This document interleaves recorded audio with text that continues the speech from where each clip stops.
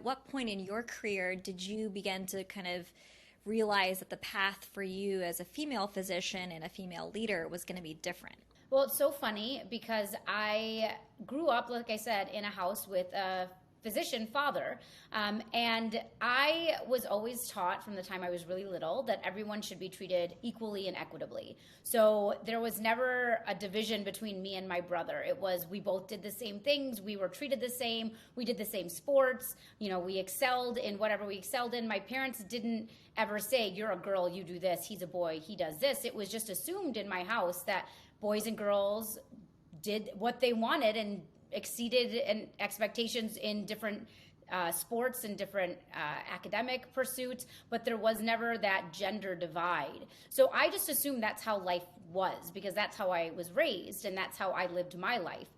As I traversed through medical school, residency, fellowship, I started to note some things that were happening that I didn't think seemed particularly fair or right, not just to me, but to some of my colleagues. But a lot of times I looked internally because another thing my parents always taught me was when there's a problem or when you don't succeed at something, figure out what you need to do to improve yourself because you can't improve others. You can't change other people's behaviors. You can only change your own. So anytime something would happen, I would look internally and say, how could I have done that differently? How could I have navigated that situation differently? And so a lot of things that happened, I just assumed I needed to be better. I needed to do something different. When I became an attending, I started talking to other women physicians, and I realized a lot of things that had happened to me had also happened to other people. So it wasn't actually something that was wrong with me or something that I needed to fix. They were actually systemic issues and barriers that existed that put up these barriers to my success and my ability to do things. And I started to understand a bit more about implicit bias and how it really impacted and influences the way people interact with everyone.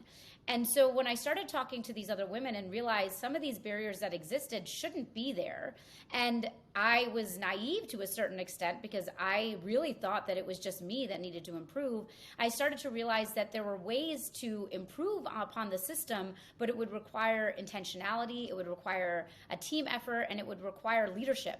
And so that's when I started to think about this Women in Medicine Summit and how could I create a community where women get together and don't complain about the issue, because I don't think there's much use in saying, well, this is a problem and this is a problem. I think the utility is coming together and saying, these are the problems that exist and here are solutions. Now, how do we deploy these solutions across the country? And so the summit was developed to educate people who attended. It's a CME, Continuing Medical Education Conference. So I wanted to make sure there was an educational component based in science and evidence and fact. But I also wanted to create these networks and these communities of women across the country, across silos, across institutions, academic community, across specialties, because we all face very similar challenges.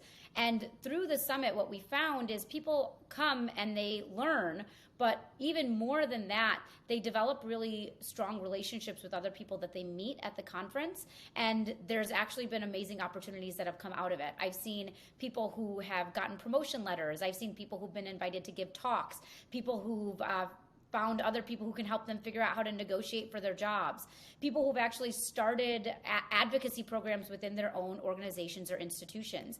And so we're seeing slowly chipping away these systemic barriers that exist, because people who think the problem is them are now realizing the problem isn't exactly them. The problem is exactly the system, and they need to figure out how to fix that. And so it's a really cool opportunity and experience for me to see all of these incredible women who have faced challenges across the country now come together and come up with solutions together as to how each of their organizations and institutions can address these problems.